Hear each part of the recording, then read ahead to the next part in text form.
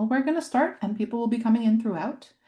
Um, so I first want to say thank you to those who are on time, and I apologize if anybody had trouble coming in. I'm not sure why that happens sometimes. Sometimes it just does. Um, so thank you for your patience.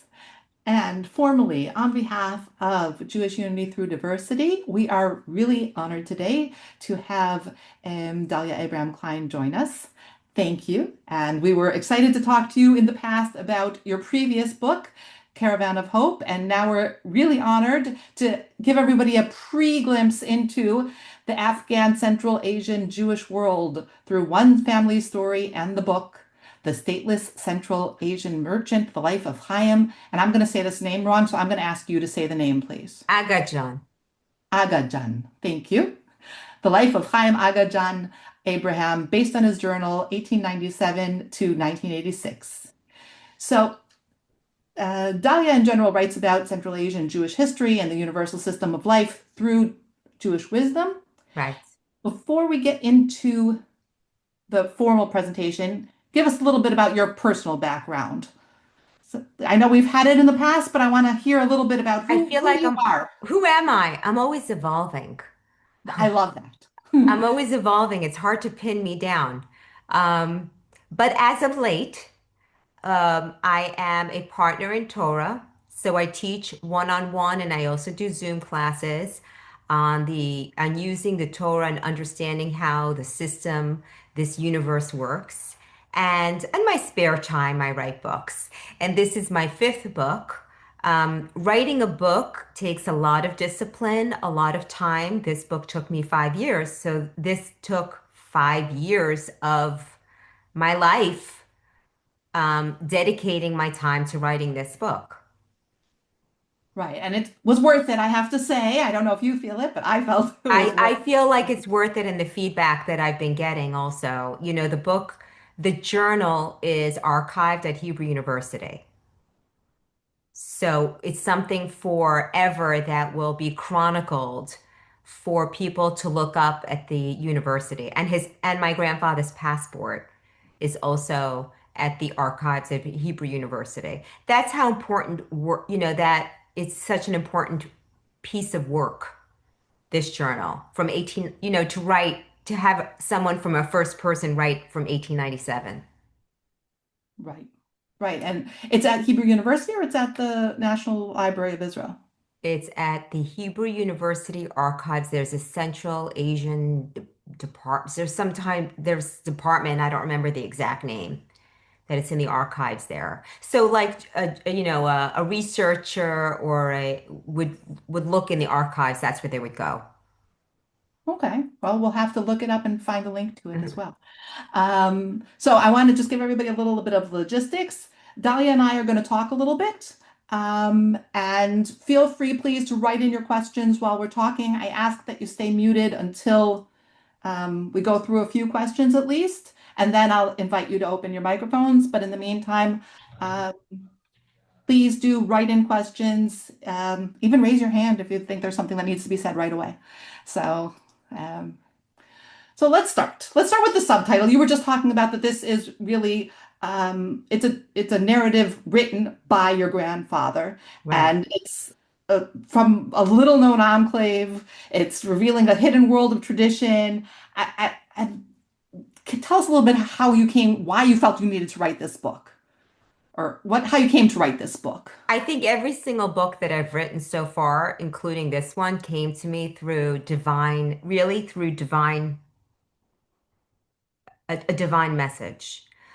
There were too many things that happened that I understood that I had to write this book. So the way that it fell into my lap, I have to say, and I wasn't the only one that this journal fell into the lap because my grandfather had at least 20 grandchildren, and I'm the one that wrote the book. But he lived in New York at the end of his life, and he passed away in 1999. And I moved into his apartment with my son. So from all the grandchildren, it was me that moved in. And when we were cleaning out his apartment is when we found the journal. But the journal was written in Judeo-Persian with Rashi script. None of us could read it. And my mother sent it to a translator in Israel. and everyone forgot about it. What happened? And so 20 years later, he passed away in 1999. I only started to look at the journal 4 or 5 years ago. So it's almost 20 years later. And the reason why I looked at it, and no one else really bothered to look at this journal, it's just something that my mother knew we should do. We should translate the journal, which was translated from Judeo-Farsi into Hebrew. So it's translated into Hebrew. And The then I took Farsi the Hebrew, I Jewish, translated to English. Jewish Persian. I think someone's not muted. I took care of it. Okay. And um, the way that it happened, hold on a second. The way that it happened is I was writing out my mother's life story of Caravan of Hope, a Bukharian woman's journey to freedom, which we did a talk together on that. And my mother is his niece. They're related. So I was looking for context into her life. So I said, let me look at the journal and see what I find. And that's when I uncovered um, this time capsule that I was sure no one in the family knew about my grandfather, not even his children, the life that he lived. I believe his children didn't know either. Because and even though I knew my grandfather, but the fact that I think no one knew. So I immediately was compelled and I said this story has to be published. The fact that 20 years already has gone by and no one bothered to, I saw it as a responsibility to share his story. That's where I'm coming from. I see it as a responsibility. My grandfather was the oldest of nine. My mother, whom I wrote her story, she's the oldest. Again, there is this, both of them, both my grandfather, both my mother being the eldest, there was this responsibility that they carried for the family. I'm the youngest in my family, but I felt, okay, so someone's got to step up. And I felt the responsibility after knowing my mother's life and after reading the journal, the effect it had on me was this responsibility, just like they felt a responsibility to their family, to their community, to share the story. And you definitely did, and you also built around it. So it's not only the Right. journal built around. I didn't think the journal is a bit patchworked because my grandfather wrote the journal from memory. He started at 90 years old to document his life. But the amount of detail that he recorded was unreal. I mean, he could name his elementary school teacher. So that was the part that was very compelling.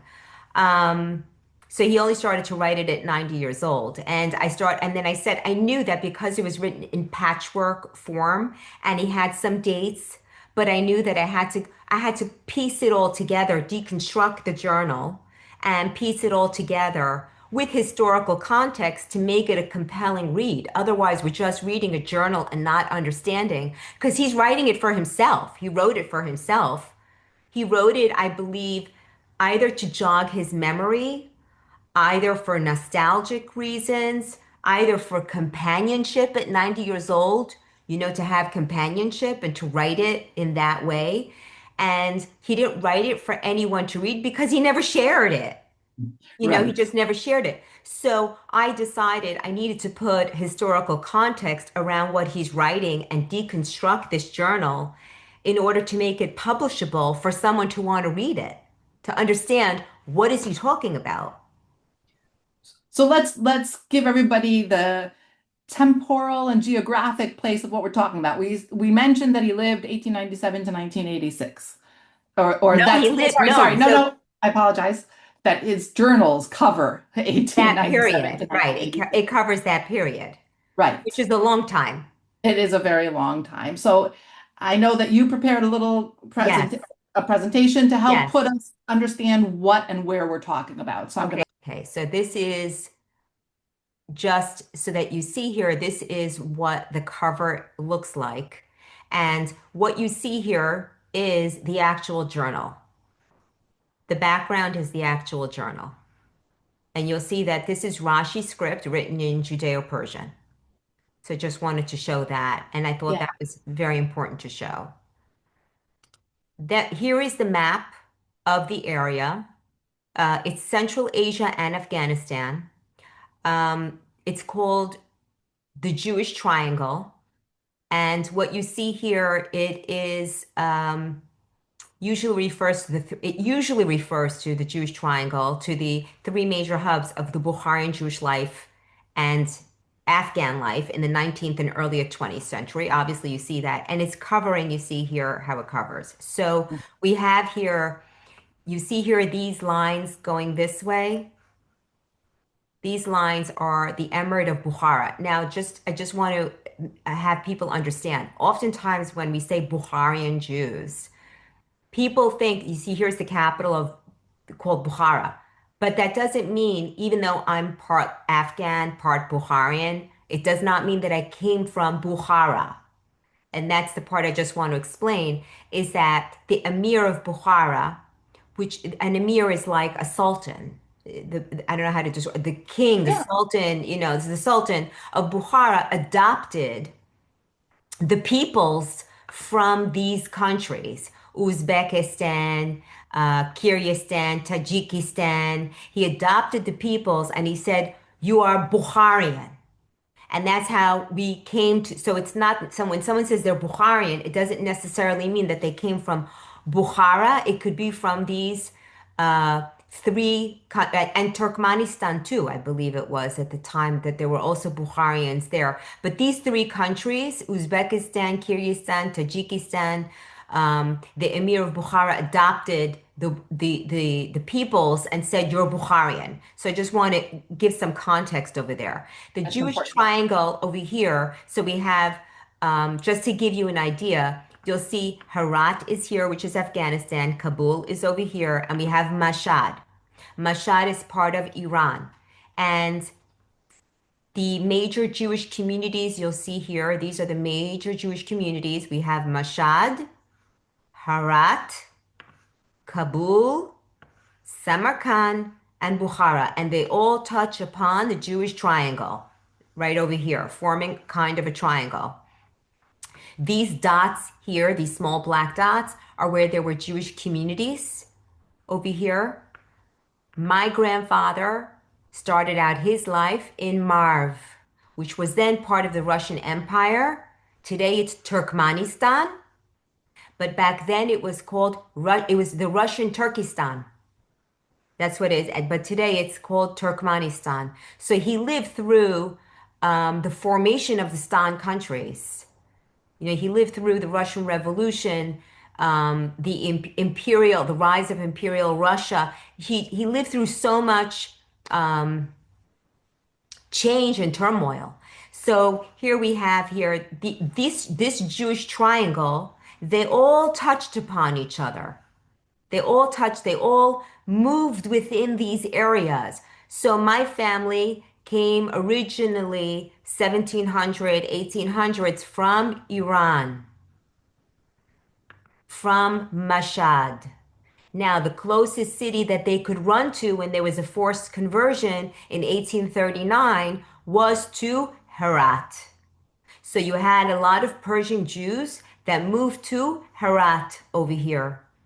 And this is how a lot of the Afghans came from this conversion of 1839. There were Afghans before, but a lot of them, my family came from this time period. And then the other side came from the 1700s as well, because I have few sets of grandparents from different sides.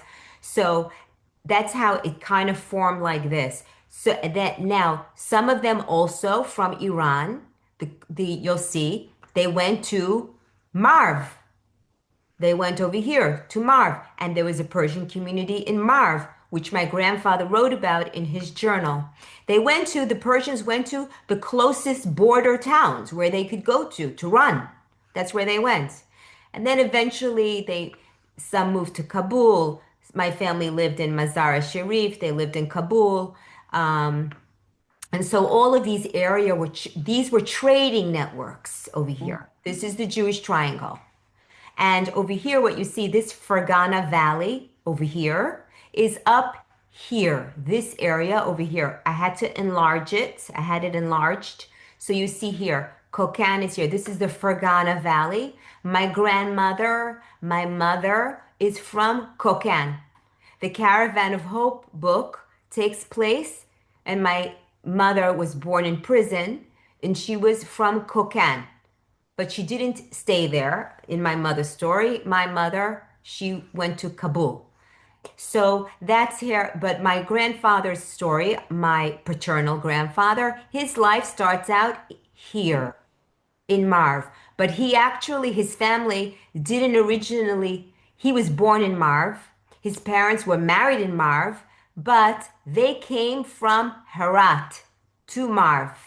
That's where they came from, Herat, originally from Iran. So it went like this: Iran, Herat, Marv. 1897, my grandfather is born here. And the reason why this was a very, very popular hub. Today it's nothing. There's nothing going on. There's no Jewish community. There's nothing. Zero.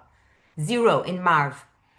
There was the railway here in Marv, and that's what drew people to Marv, to this area. That's what drew people here. And that's why people from Kabul came to Marv, from Herat came to Marv, because there was the train. This gave them access as for trade and as merchants. Are we good? Yes, perfect. Okay. Where are we going from here?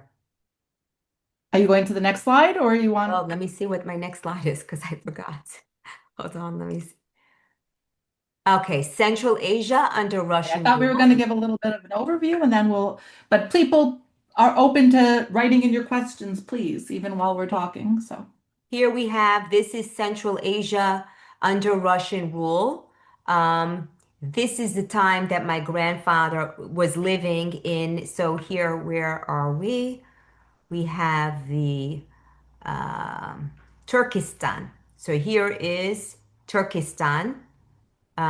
This eventually, we have the Turkmens, we have Mashhad here, and this is what the map looks like. So the boundaries were changing.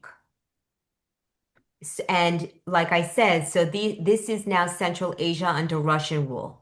This is, I just wanted to give you, here's Marv over here.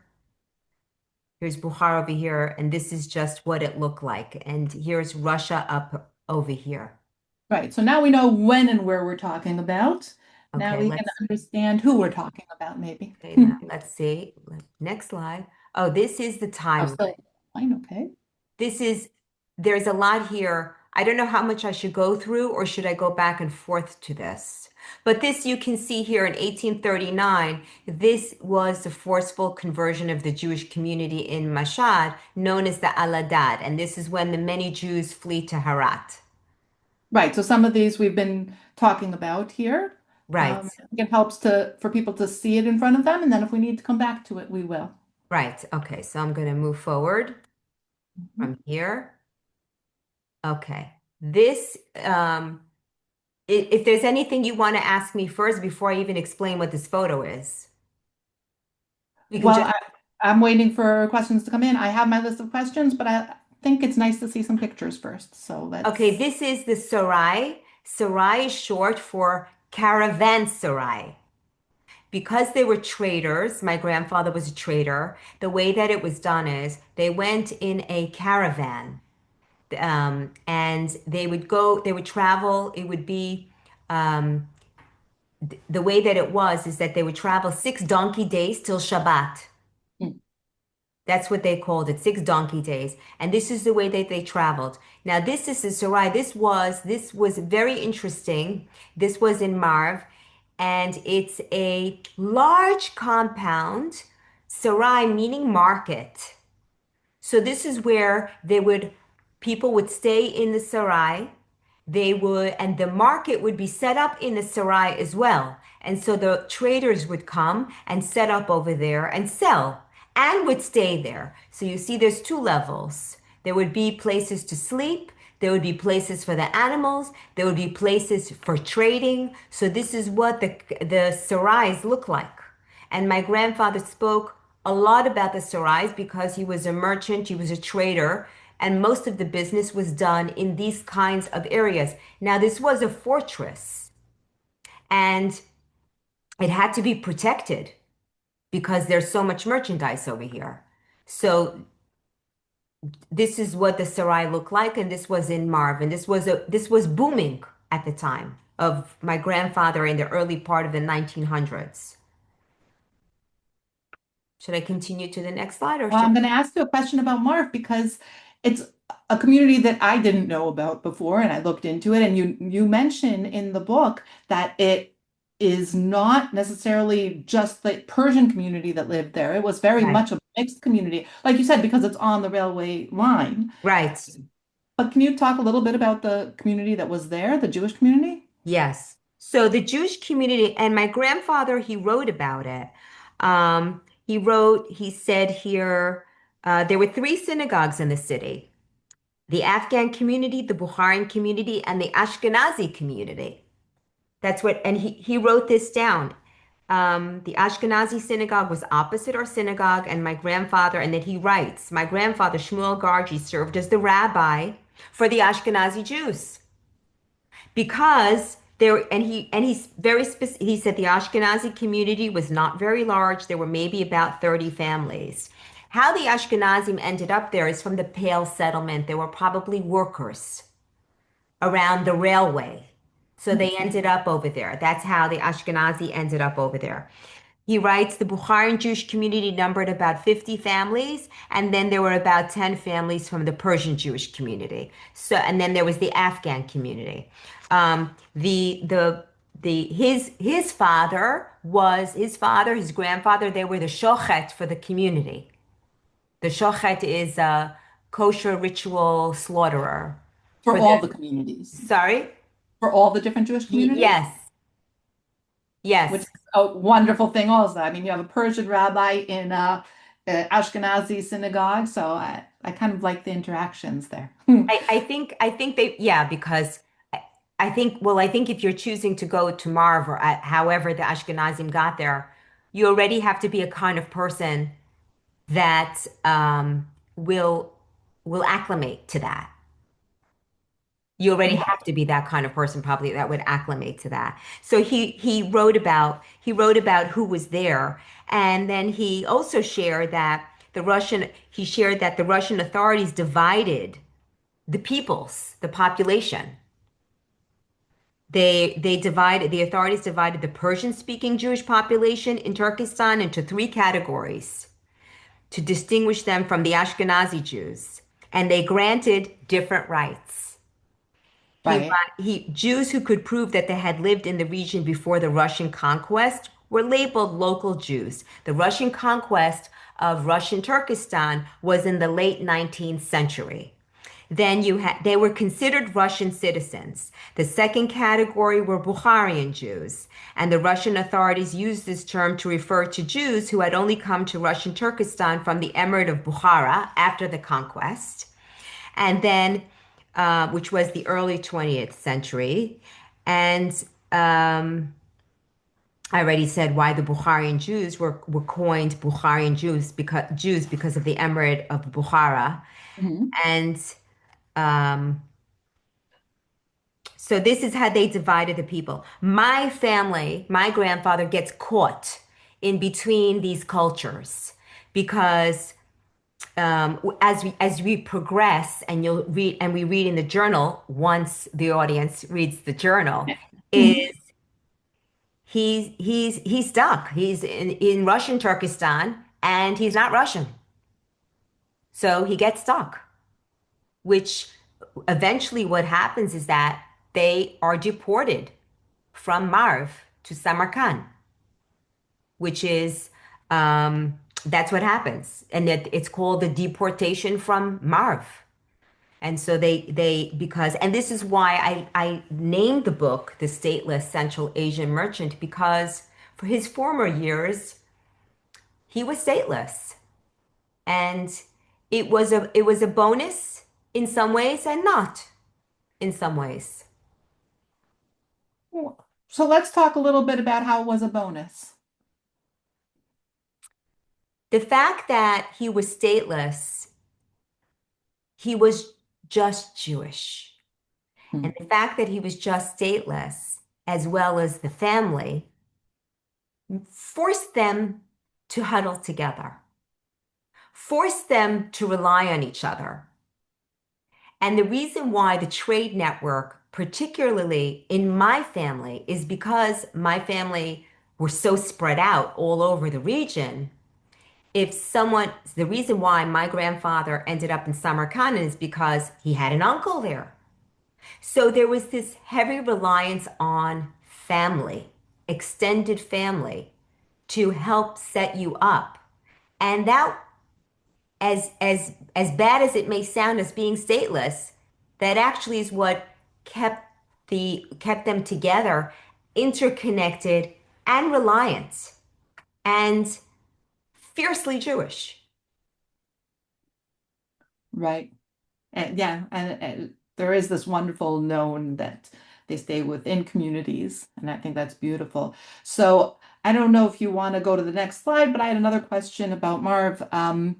That uh, like I said, you added some historical notes there as well, which is very important to put it into the context of history.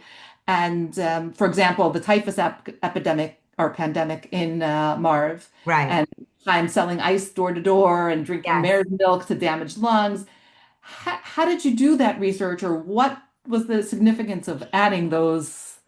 I thought they were added to the story, but The typhus killed millions and millions and millions of people, and in the journal we read that it affected everybody. Everybody was infected with this. I thought that was important. I mean, he wrote about it. Obviously, it impacted his life.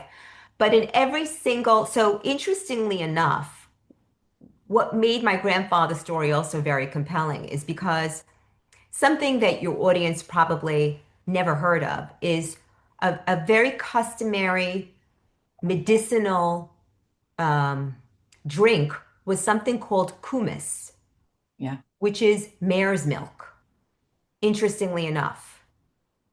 Even though it's not kosher, I would say, right. which is kind of odd. And they're all observant Jews, but I guess for like pikuach nefesh, To for to save your save a life. life, you drink this. So this was very customary to drink kumis milk for damaged lungs. It was like their, what would you call it? Like a vitamin drip, except they were drinking it morning, noon, and night for months. And my grandfather would go to this area called Shafran, which you can't even find it on a map today, but through doing a lot of research, I had to, and with scholars trying to work out where this was. So it was in an area in the part of Russia called the Orenburg region. And while my grandfather was ill and in this village, and he writes about being in this village a lot because it was very customary, and I have a photo also, which I'll show you, is even in his illness, he found an opportunity because he found honey that he said was very sweet and very different that wasn't available to where he was living. And so he started to import this honey.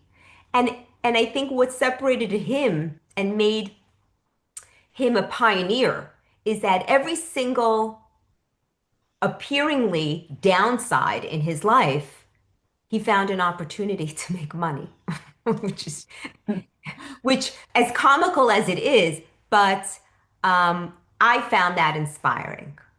That and throughout the journal, through terrible upheavals, I mean, the amount of political turmoil that he experienced and that my family experienced is way surpassing what we are experiencing today, in the scope of time and the deportations.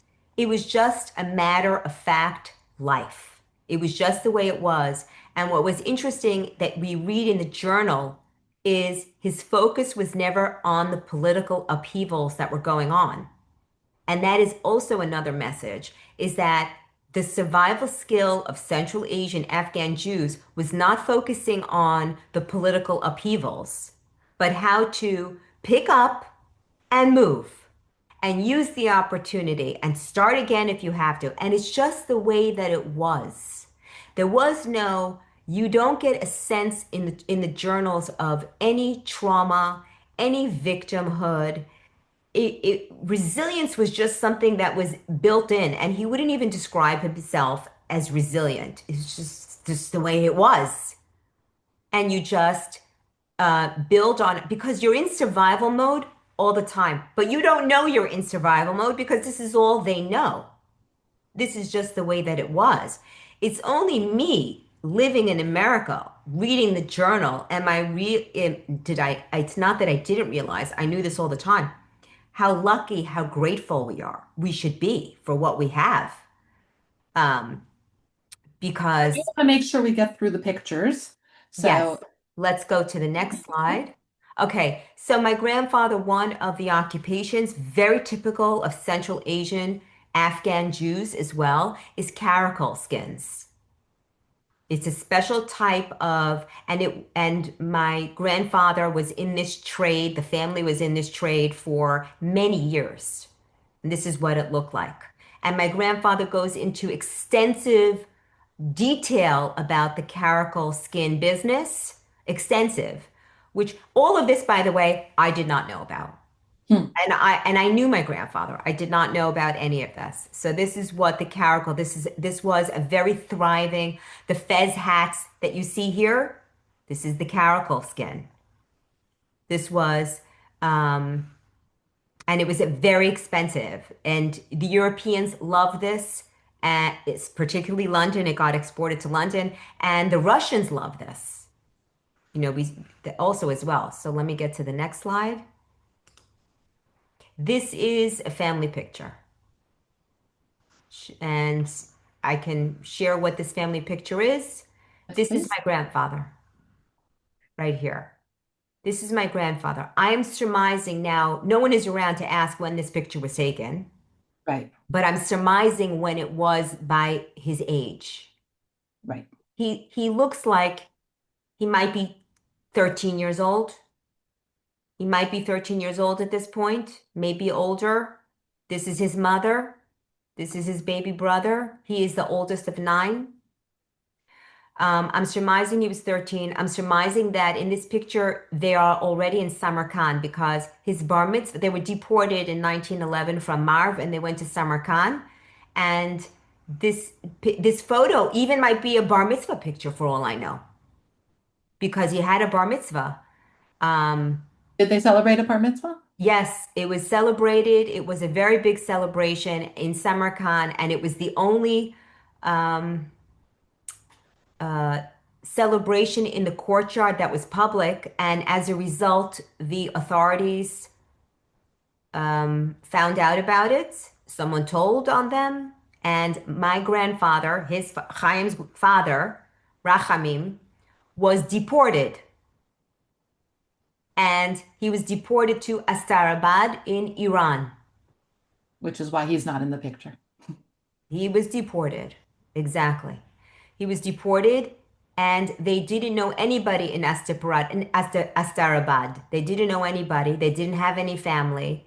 And what happened is and this is where you have to rely on your community, is they knew someone who was Persian, last name Mady. My grandfather wrote about this. They sent him with money to my grandfather, Rachamim, in Astarabad, and to check on him that he was okay. They didn't just let him go. They wanted to check on him. Is he okay? And they sent him with money to buy Persian passports. And so now the family gains Persian citizenship. And this is how it was done. So I'm surmising this is around that bar mitzvah time. And these are his siblings over here. These are his sisters, his brother, his mother, and maybe some husbands. This is not family, I think. This might be husbands. Okay. Do you want me to continue forward Yes, or? please. Yeah. Just because I want to make sure people have time also. So please do write in your questions if you have them now, and we will also Okay, invite. this is what I was talking about. This is um, Mare's Milk, the Saffron Village. This is my grandfather here with the horse. And it looks like she's holding a container for the milk. Yeah, she's milking. She's milking the horse. And this was very customary. If you were too skinny, if you had any kind of illnesses, it was very customary to, and this is all Jewish people, all observant, drinking mare's milk. And you would go to this village for a month to 3 months and just drink this milk. It's pretty fascinating. No one ever heard of it until I started because it's a Central Asian thing. And So then did you find other communities that had done that as well, or? no, only Central Asians. This is very customary in Central Asia. There is no other area that I learned of that does this. No. I couldn't even find the area that he was talking about, which was called Saffron Village. It probably has been erased from the maps. Right. We just had to deduce which area because he gave um, coordinates of where it was in the journal, so I had to deduce where it was. That makes sense. Yeah. Okay, so I included this photo. This is my great grandfather. My grandfather, Chaim, married into a very wealthy family, which was my grandmother, Rachel. Her father, his name was Benjamin Abramov, and he lived in Samarkand, and he had a winery. And this is the winery here That's a from great picture. the late 1800s to the early 1900s. Look what's going on here. That's why I had to, because it's such a fascinating photo, I had to include it. Yeah. Here are the containers for the grapes. He was a member of the first guild. He was extremely wealthy. My grandmother, which was Chaim's wife, Rachel, she had 17, 18 siblings, three different mothers.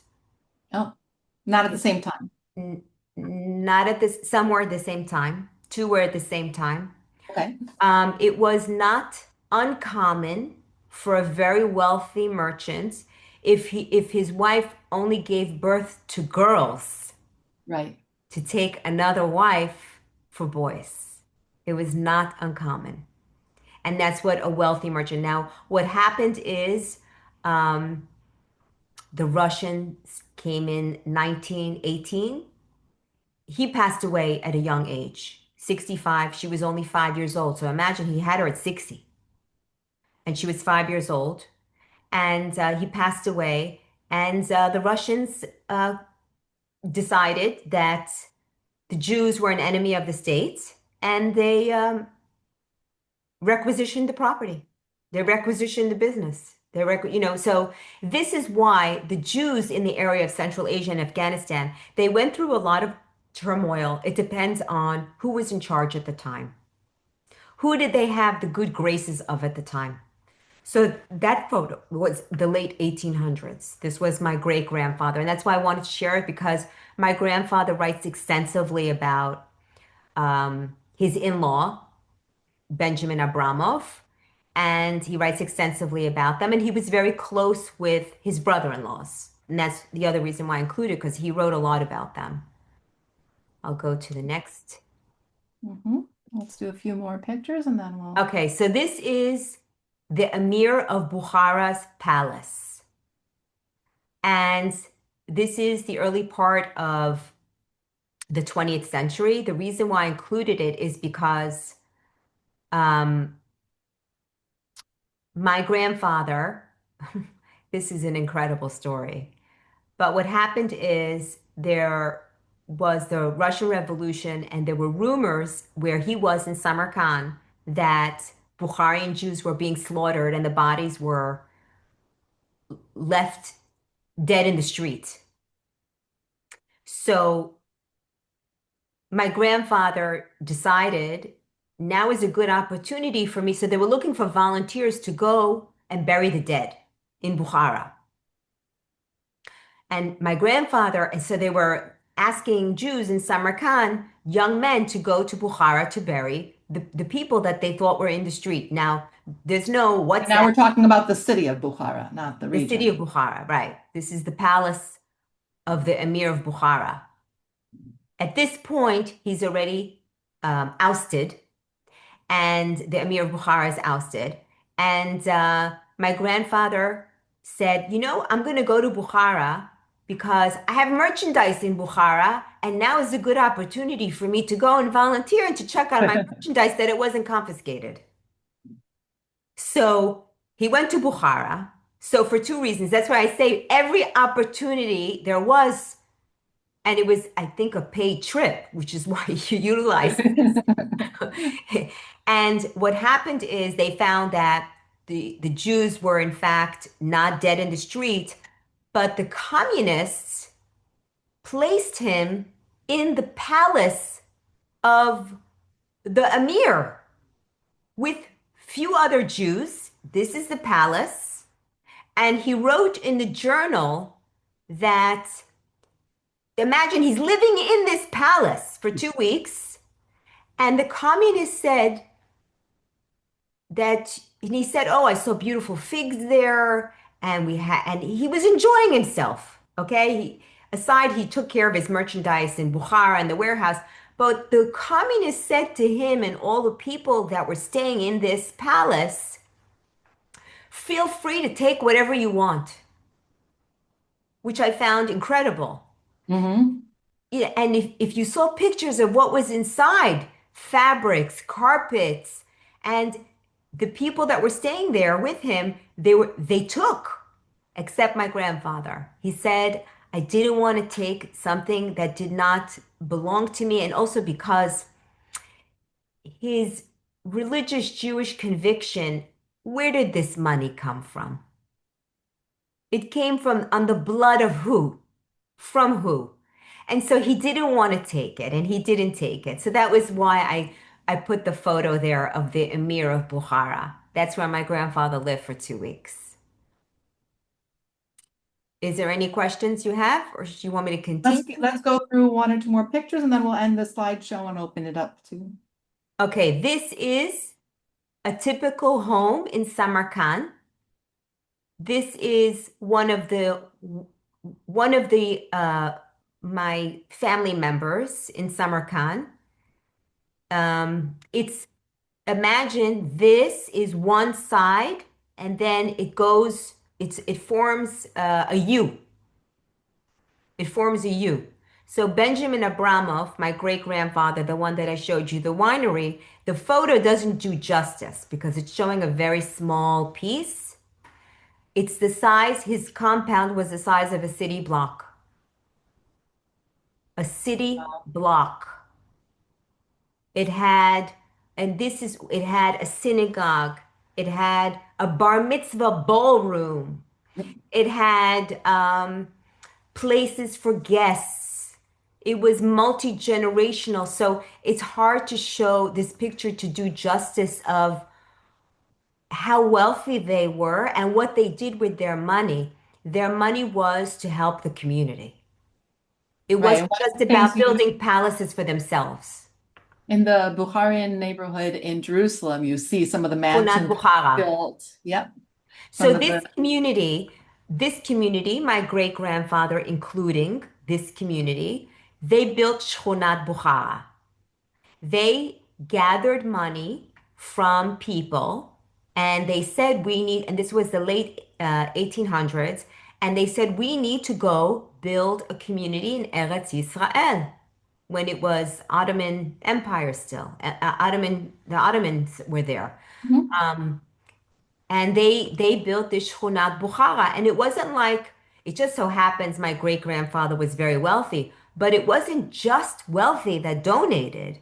And it was the reason why I mentioned the importance of this is because there was always a yearning to go Yeah. back to Eretz Israel and to rebuild because It just so happens because we are originally Persian that they missed their opportunity to go and rebuild when they were supposed to rebuild after the first temple. Because most didn't go back to rebuild the second temple. And it's Right. almost like in the psyche of we didn't go back and now we're thousands of years here. So there was always this yearning to go back and to rebuild. And this is how we have Shchunat Bukhara in Jerusalem. Okay. Are Uh, there more pictures or should yeah, we? yeah, I think so. I think so. Hold on, I'm looking. Let me see. Okay, this is my great grandfather, Rachamim. This is the one that I told you about, that he was a shochet and he was um, the rabbi for the Ashkenazim. Okay, so I don't know if anyone can guess where this photo is. Well, it says in Egypt. This is the early 1900s. And just to show how special this community was, in particular my family, is in the early 1900s, they trekked from Afghanistan, from Samarkand, from Bukhara, from that area to Eretz Israel. In the early 1900s, they made pilgrimages. And this is my great grandfather making his pilgrimage through Egypt, coming to the land of Israel. And he came to buy books to bring back to the people. He came to buy books and he came with Sfarim and this pilgrimage was done a few times. So just imagine, and it's how is it done? By a little bit by train, a little bit by boat, a little bit by horse, a little bit. It's a month, 2 months to get to Eretz Yisrael. But just the dedication and the conviction and the Jewish education that they wanted to give to the community that he went to go bring back books. So this is you can see how old this picture is. Yeah. Let me see what else I have here. There we are. Okay, this is in Kabul. This is my grandfather, again with the fez hat. You can see the manner. This is my father over here, and this is Kabul. This is about 1940s. This photo is an op photo. They obviously sat down for this photo. What they're wearing is, what the men are wearing is something called a joma, a silk joma. My family were in the color dye business. My grandfather wrote about it. This was very typical for Central Asian Jews. They were in the dyeing of fabrics, the threads, the dyeing, and the Central Asia was known for their silks. And so on festive occasions, and this photo I believe was an op for Rosh Hashanah, and they're sitting down and you wear a festive attire for Rosh Hashanah and for Pesach. This is when you wear this festive attire, and the women, they got dressed up also. So not dressed up like a costume. No, For no. for Rosh Hashanah, this is what you wore. This is And you distinguished between the Afghan community and the Bukharan community. So this is in Afghanistan. What do you see as distinguishing the two? in this photo. No, in general. Um, what is distinguishing the two is um, originally the Bukharin probably also came from Persia.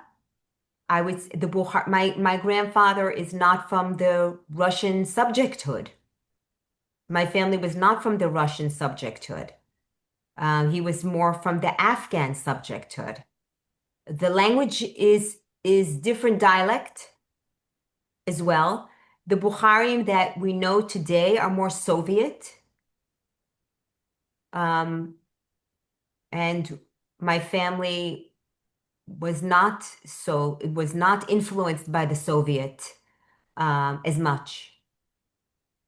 You know, they're cousins, let's say, and they're related in some ways, but it's different. The foods are slightly different. You know, like I said, the Jewish triangle shows that they were kind of all interrelated, but there are some um, minor differences.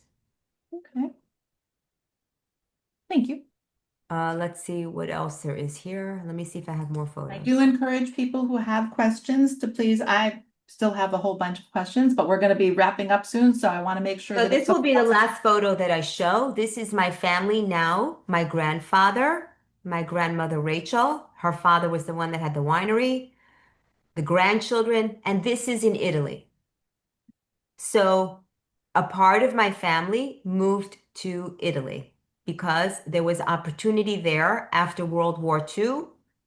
Um, from Bombay, they started to export gems into Italy because after World War II, there was a big economic boom, and the gold, there was a lot of jewelry making in a city in Italy called Valenza, not to be confused with the Spanish one, Valenza.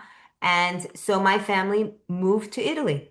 So this is already late 1950s, early 1960s, I would say that and this is how my family ends up in Europe. And from here, we didn't stop here. We kept on moving.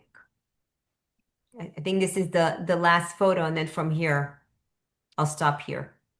and there are a lot of stops along the way. I mean, you just kind of Yeah. mentioned in passing Bombay. I moved a lot. I moved fast because of the time.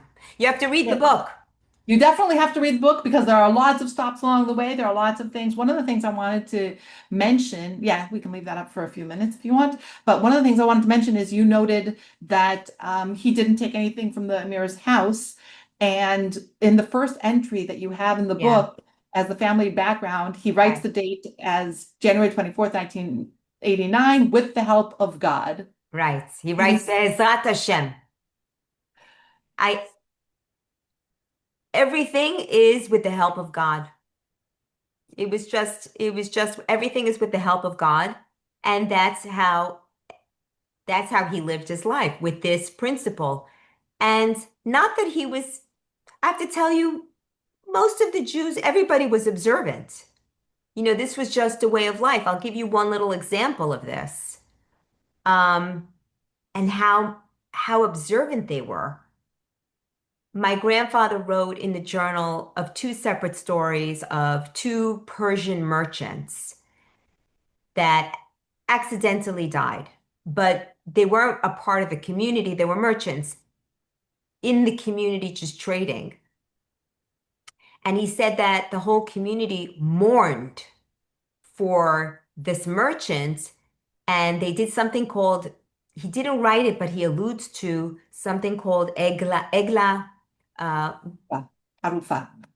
yeah, where the community takes a type is mourning and taking a responsibility that they didn't take the stranger um, upon themselves, because if they did, he wouldn't have died. He alludes to that. He doesn't call it that, but he alludes to that on two separate instances, that there was this very religious, but in a very interdependent way. Another thing that's described is that if someone broke Shabbat, they fasted, Hmm. which was something incredible. If they sinned, they fasted. We don't live that way anymore. Right. But that is how they survived, and that's why the fact that he was stateless, how they survived for thousands of years in this region with this persecution all the time, is because I'm Jewish. I'm Jewish. And this is my value system. Very high values will give you life, as his name, Chaim. So if you can stop sharing, or I can Yeah, stop. yeah, yeah. Let me stop sharing. Um, Okay. as I do, if anybody wants to ask one last thing, I think I was going to ask you if there's something you want people to come away with from this book, what would it be? But I think you just said it, unless there's something else. Um, I mean, I think that's beautiful what you just said. Um, so if I think there is something that I would like to share. Move forward. because Yeah. my grandfather, you didn't, you didn't read you read the journal, obviously, but my grandfather moved to Japan. So he went from Central Asia to Far East, Southeast, South Asia. And the message is the political upheavals should not be in the foreground. They should be in the background. That's the only way because I believe in God. I have certainty. I have a community. I know my responsibility. Move forward. Everything will work out. That's the message. And especially in these times, that Right. is a powerful message, I Yes. must say. So I Yes. want to formally say thank you very much because I know our time is up. I'm not sure if people are being quiet in the background for a reason, but you're more than welcome to stay on if you want for another few moments.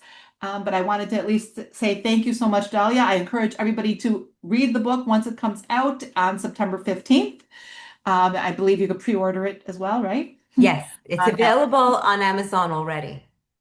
So it's definitely worth the read, and we've only touched the tip of the iceberg here because, like we said, there are so many different places he's lived that we didn't even mention yet, Right.